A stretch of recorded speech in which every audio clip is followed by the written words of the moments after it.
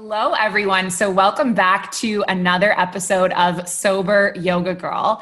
I am super excited because this is actually my first episode that I'm having a guest on.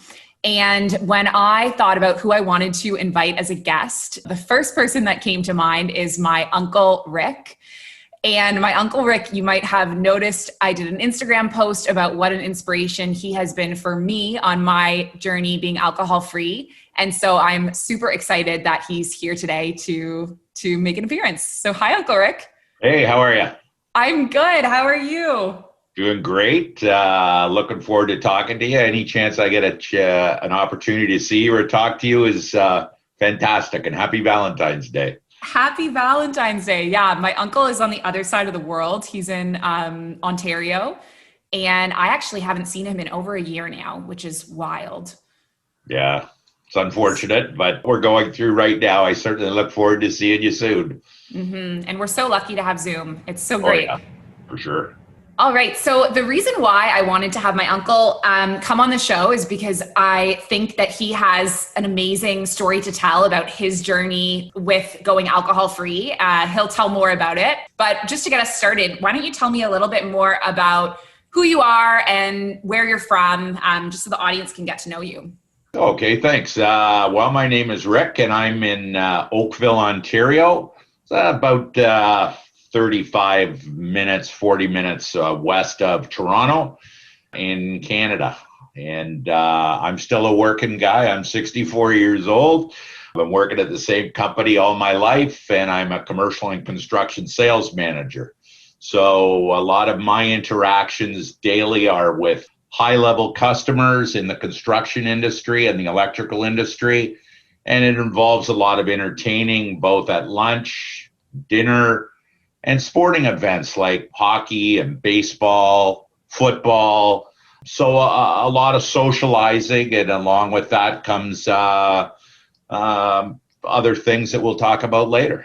Yeah, cool. And my uncle is like he took me to all these sporting events when I was a kid. And so I have most of my memories of, the Blue Jays being with my uncle, came out to Abu Dhabi, took me to my first Formula One races. That's some of my best memories with him.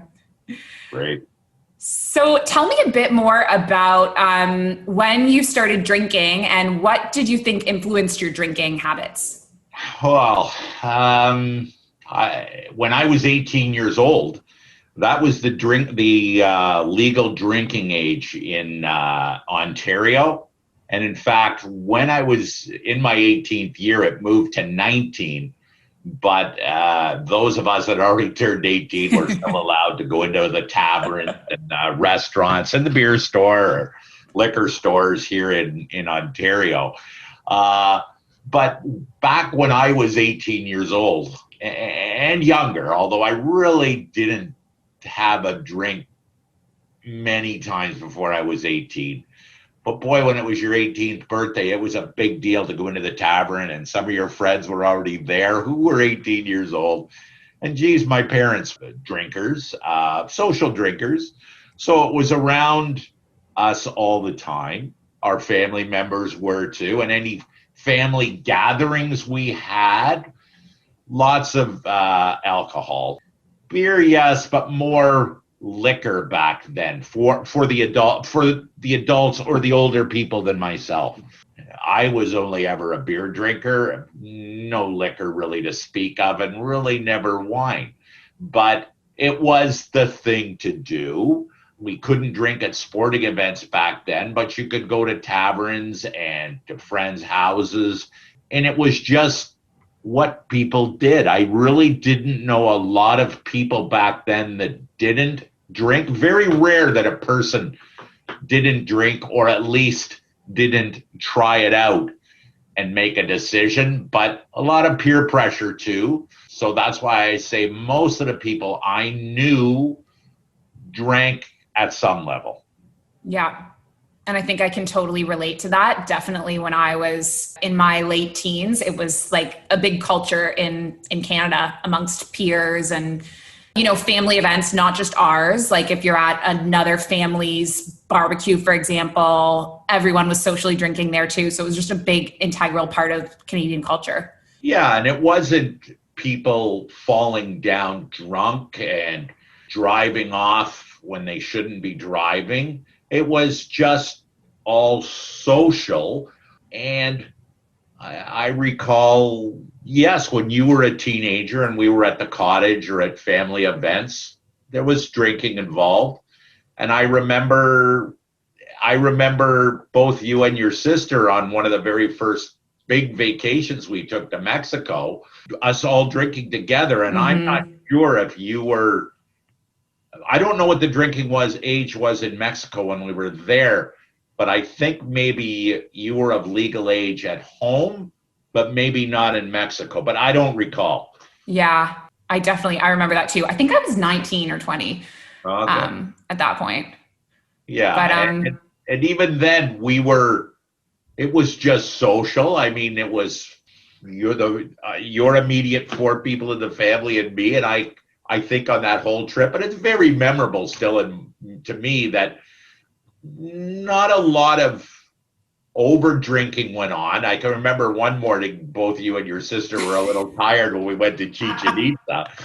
That was because we had to wake up earlier than we expected all of a sudden. So all of us were in a bit of a fog. But so that was my early influences, or how I got started.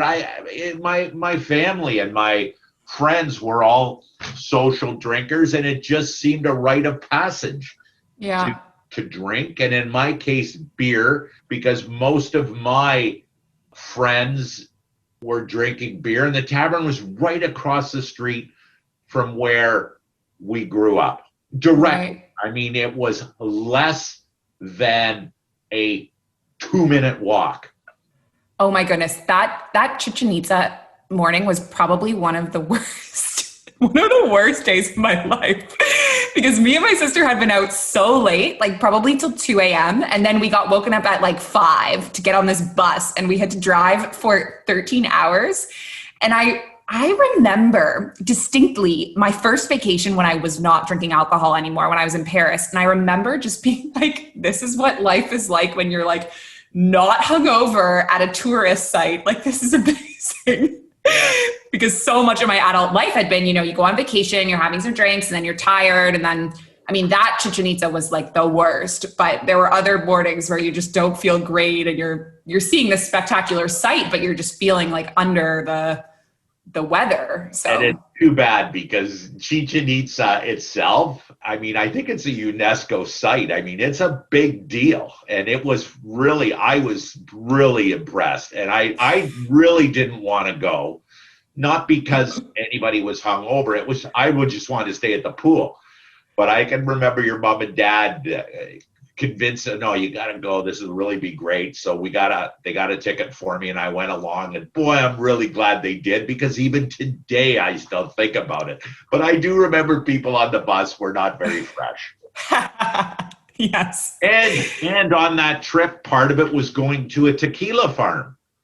So here again, yes, we went to that diving site, the caves for swimming in the caves, and we went to a tequila I'll call it a tequila farm, but it was a tequila making place where you could test all the tequila you wanted. Oh my God. Even in that atmosphere, alcohol was part of a tour we made for the day. That's so funny. I don't even remember that, probably because I was like passed out in the bus being like, I am not drinking any tequila. But that is too funny. Yeah.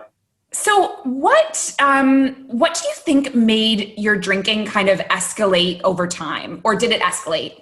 I don't know about, let's determine what escalate means. When I was 18 or 19, some beers on the weekend. Not very often would I drink during the weekday, certainly not when I was in school. And when I started working, originally the position that I was in, and I'm still working for the same company today. So I've worked at the same company all my life. It's a worldwide organization, a lot of employees, and a lot of opportunity to move up, which I have. And each lift I made became more interacting with customers and socializing. And a lot of that being in sales and operations involved lunches, dinners, and the sporting events I talk about. A lot of golfing with customers. I enjoy golfing, and a lot of drinking on the golf course, a lot of drinking at lunch back then in my industry, and maybe in a lot of other industries too, but a lot of deals were cooked at lunch, or you just met with clients, prospective clients or good clients, and there was always drinking involved. I didn't really drink a lot at lunch, but on the evening ones, it started to become more than just weekend. Have a couple of beers at dinner, then go to a few beers at the baseball game. And then on nights when I wasn't entertaining, there was always my friends at the tavern or at a bar. And hey, I love that. I love the socializing, lots of guys, lots of girls, just hanging around, having fun, laughing. And if you weren't there, they'd get you as soon as we got cell phones. I guess we're going back into the 90s here. People would phone you, hey, where are you? You're not at the table here. We're waiting for you. We've already got your beer on the table. So, I mean, off I'd go, or I was maybe already on my way from work. Also traveled a lot with work, Alex, across, not so much across North America, which I did in a couple of positions, but across Canada a lot. So in hotels a lot, and on my own for dinner sometimes. And I'd have a couple of beers with dinner, and all of a sudden, without even noticing it as the calendar's rolling, I'm drinking beer every day. And as I said earlier, a beer drinker, not really any liquor at all. Even at weddings, I wouldn't drink champagne or wine. Just wasn't for me. If we want to call that escalating, which I guess it is, I probably was having beers 4 or 5 times a day until towards the end of me drinking. I was having beers probably almost every day. Yeah. Certainly more days in the week than not, and certainly on the weekends. Because I would, if I wasn't out with clients, I'd be at the bar down the street, which is still down the street here, and I still have good social friends there. I play golf with them. I still go in there. But that's where we'd sit around and watch sporting events, whether it be golf, baseball, or hockey, football, auto racing. So I kind of went the long way of telling you how it escalated. And I still go there, but not every night, and maybe twice a month.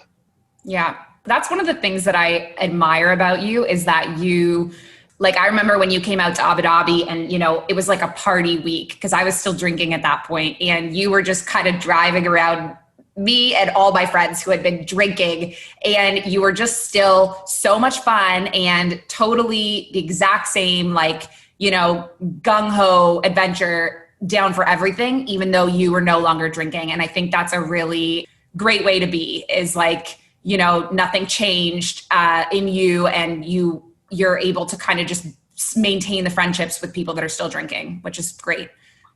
Yeah, I have seen people in the past who quit smoking, for example, and became a real advocate for people to quit smoking, and would really give the business to somebody who was smoking. And I mean, I'm not a fan of people smoking either, never have smoked, but I'm not going to preach to somebody to quit smoking. I may have in the past, but I'm not to the degree that some smokers are like. And the same thing with drinking. When I stopped for a couple of days. All of a sudden, the calendar was at 2 weeks, and I hadn't had a drink. Wasn't going to the bar at that point. I was staying away. I don't have a problem with people, my friends, drinking. Not at all. It's funny that when I stopped, I was taking a break. I'd take a few days off. Boy, after a couple of days, started to feel pretty fresh in the morning. After about a week, I weighed myself and I'd lost a couple of pounds. I said, wow, maybe I should watch what I'm eating here for a few days, see if I can lose a few more pounds. And that's what I did. And then all of a sudden, I think it was your sister or your mom, I can't remember, when I had talked to them at one point where I had lost some few pounds, that they said, hey, why don't you get a Fitbit? Which for those, I'm sure everyone who's listening knows what a Fitbit is, but it measures the amount of steps you're taking when you're walking or running. And so I bought one, and all of a sudden became kind of a disciple to walking. And all of a sudden I was losing more weight, kind of thinking back to sitting in the bar there for 2 or 3 hours after work most nights. And I think it was a combination of drinking beer and not moving, except to get up and go to the bathroom, because that's what beer does to you. And then come home and have something crappy for dinner, and then go to bed on a full stomach and wake up hungover and go to Tim Hortons in the morning or the coffee store and get a coffee, a double with a donut for breakfast. So that I stopped that cycle. So I think at that point, I was still taking a break from drinking, but now I was exercising by walking, but also watching what I was eating and not sitting around on a bar stool 3 hours a day. So I was starting to move. And then at work, at the office, started to move around. I wasn't sitting at my desk all the time. I was down in the plant, or I was down with customers out on the road with some of my staff, and go out for lunch with them. And now I was eating salads while they were, eating French fries and drinking beer with their customers. And I don't say anything to the people that work for me either. I'm still signing their expenses with, having drinks and stuff like that. But we don't really do that at lunch anymore here in Canada, or in Ontario anyways, in our industry. It's just not the right thing to do. Drinking and driving has always been wrong, still is today. So we're watching that. But fast forward, all of a sudden I was months without drinking. In the beginning, got calls from friends and calling me a wimp. Get down to the bar here. You got to have, come on. Then all of a sudden it was, wow, you haven't had a drink for 3 weeks. Wow. And then after 5 or 6 weeks, oh boy, I wish I could do that. My colleagues and friends were saying, boy, I wish I could do that. So without them knowing it, they were encouraging me. Yeah. And all of a sudden, let's move forward 6 months. And by the way, I'm almost 4 years without having any alcohol whatsoever.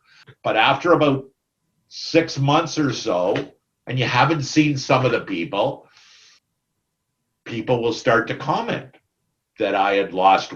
Well, actually, some people said, is there something wrong with you? We haven't seen you for a while, and you look like you've lost some weight. So people started to notice. And that encouraged me as well to continue on my different lifestyle of exercise, eating properly, and not drinking. I lost a dirty pile of weight in the first 18 months or so. Well, I lost about 80 pounds.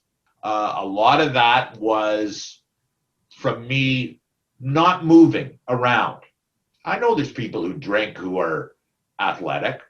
That's their metabolism, I guess, is different. But that was kind of my journey, short form there. Been away from it for 4 years, almost 4 years. Actually, March 8th will be 4 years. I used to have a calendar on my desk, and I would count the days that I haven't had a drink. And I would tell people that, to the point where I started to feel like I was preaching. And so I stopped doing that unless someone asked me, are you still not drinking, Rick? I said, no. How many days? And then I'd have it handy. Well, it's 1,245 days. But I'm coming up on 4 years. I can tell you, I was in the bar about 5 or 6 months ago. And the girl that was serving beer, I know her quite well. Rick, can you hand this beer over Brian. So she handed me the beer, and I can tell you, it felt pretty good in my hand. It felt very natural to have a cold beer in my hand. And everyone looked at me and went, and then I passed it over. I took a little sniff of the beer first. I went, boy, that smells good. I passed it along. I really haven't felt like I wanted to have a beer since I stopped. But it doesn't bother me that my friends drink. And when you mentioned that when we were in Abu Dhabi, we went to a lot of concerts while we were there as part of our Formula One package. And yeah, everyone in your car there had been drinking. And you know what? I've become a driver to some when I go golfing with my friends. We usually take one of their vehicles and they hand me the car keys and I drive back. I don't mind that and drop everyone off. I'm happy I can do that because it means my friends are safely home. Yep. Again, one thing I promised myself, once I had hit a certain amount of time of not drinking, that I wasn't going to preach to people to stop. I'll support people who have stopped, but I'm not going to encourage people to stop. I think everyone's got to make that decision on their own. And I think there's no cookie cutter way of doing. I think if someone wants to stop, they have to want to stop. Absolutely. I don't think someone can say to you, hey, you're drinking too much, or you should stop drinking. We all know that that's not, someone tells us to stop singing because you're horrible. You're not going to stop. I know it's not in the same parallel, but people who want to stop drinking need to make that decision on their own. There's ways to help you, but when I stopped for 2 days, and all of a sudden 2 days became a week, then a month, and then 6 months, and then it just kept going. Yeah, that's amazing.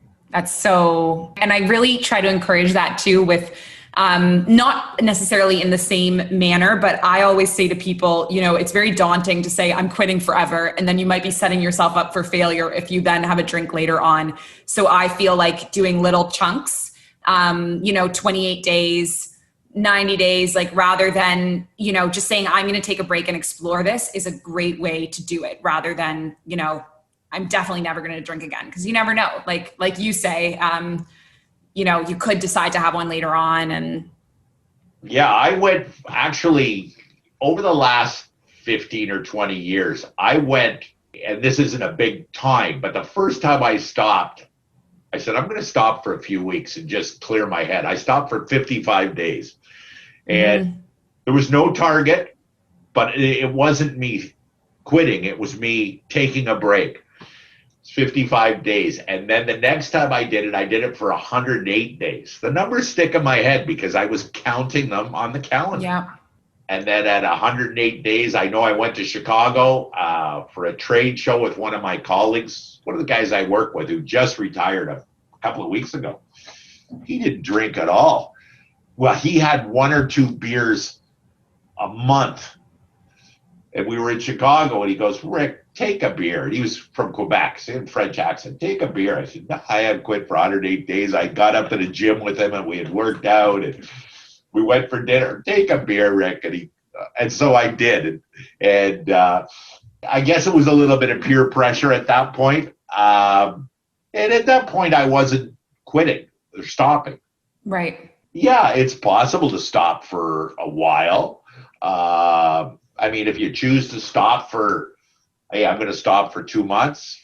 Well, you see the results in 2 months. Both in your body, in your mind. I find my memory is much better. I don't have a great memory to start with, but boy, am I finding that my memory is much better than it was when I was drinking. I'll tell you, I get up way earlier every morning and I stay up much longer. I'm a healthier person. Yeah. And the transformation has been so inspiring. Like, I remember it was particularly noticeable for me because I was in Kuwait when you first gave up drinking, or I don't want to say first, because I do remember occasions throughout my childhood or teenagehood. Mostly what I remember is being at an all-inclusive resort with you, and you would say, I'm off the drink, and I would probably try to pressure you, because this was when I was legal drinking age. I would try to pressure you to drink with me. Yeah. And then I remember one occasion, I remember seeing you in the airport going to Jamaica for Christmas. And my sister said, Uncle Rick's there, and I couldn't see you. I was like, where? And that would have been the first period of time when you had given up, the first time I had seen you in a long period of time. So maybe it was that first year that you weren't drinking and you just had lost so much weight. Like, it was just, you looked so, and it's also like just the glow in your face, you know, like you just looked like 10 years younger, you know? Yeah. So yeah, that was probably when we were in Montego Bay.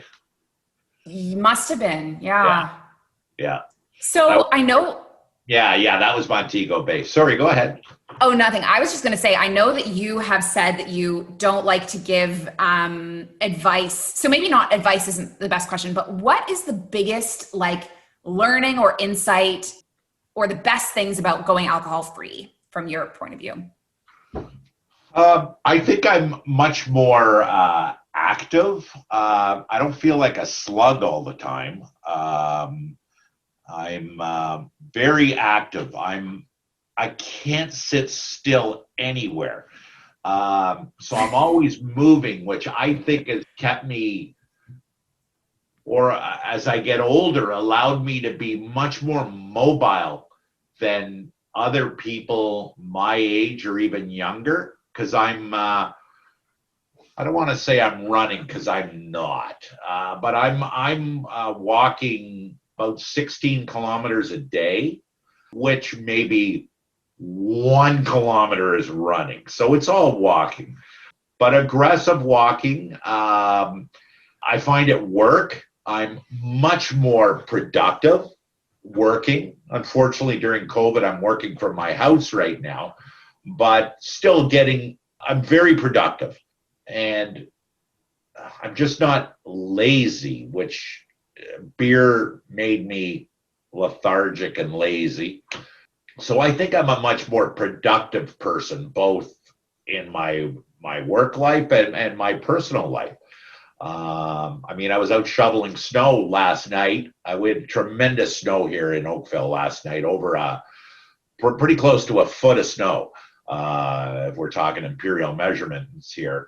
And I went out again and shoveled this morning, and I'm not even, not even in huffing and puffing at all. I look forward to go out and doing that stuff. So I think just being a healthier person, mind you, when I stopped drinking, I also became very physical, and I call that my form of exercising. I think I'm have a lot more energy, and I'm a lot more productive since I have stopped drinking. Amazing. And I would agree, like the same for me, productivity, health. Like you, I also lost a lot of weight when I quit drinking, and it wasn't, for me, I was already a very active person, but it was purely just the alcohol. And then, as you said, the donut the morning after, all the food you're eating around the pub with your friends. So yeah, no, I've noticed all the same benefits as well. Yeah, the other thing is, when you mentioned the food there, I mean, I lived the takeout lifestyle. I mean, yeah. You come home and have let's go get a pizza, and instead of having 2 slices, I'd eat the whole thing. Right. Or have a submarine sandwich, or some chicken, all stuff. It's not necessarily bad for you if you have it in moderation. But if you're living that lifestyle of eating crap and a bag of chips and donuts and cookies and all that stuff, I cut all that stuff out, and I don't miss it at all. So I do a lot of cooking now myself, and don't rely on takeout too much. And when I do, it's a treat. All right. Well, Uncle Rick, I am so grateful for you coming on the show. It has been such a treat and such a nice conversation to have. Is there anything else that you want to say to kind of wrap up? No, I don't think so. Like I said, well, it's always a pleasure talking to you, no matter what the circumstances. I wish it was in person. I look forward to hugging you. I haven't been able to do that for a long time. But I mean, everyone's got to make their own decisions on what they're going to do, whether they're going to stop, whether they're going to take a break, whether they're going to cut back to having drinks 3 days a week instead of 5. I mean, whatever you choose to do, you got to make that decision on your own. I can tell you, it's been a total life change for me, lifestyle change, and changed my life because I'm healthier. I was on a dirty pile of prescriptions, high blood pressure, heartburn, or acid reflux. All that's gone. My doctor was thrilled, that I did it on my own. I mean, every time I went for a physical, Rick, you got to lose some weight. You got to get rid of that spare time. When I went back for a physical and he weighed me, he couldn't believe it. And then the next one I went, I lost more. And then he started this, okay, I want to see every month or so, check your blood pressure. I think we can adjust your prescriptions here and maybe get rid of some of them. Well, that encouraged me even more, because I wanted to get off every prescription. So I've done a good job of getting rid of almost all of them. So you know what? Everyone's got to make their own decision.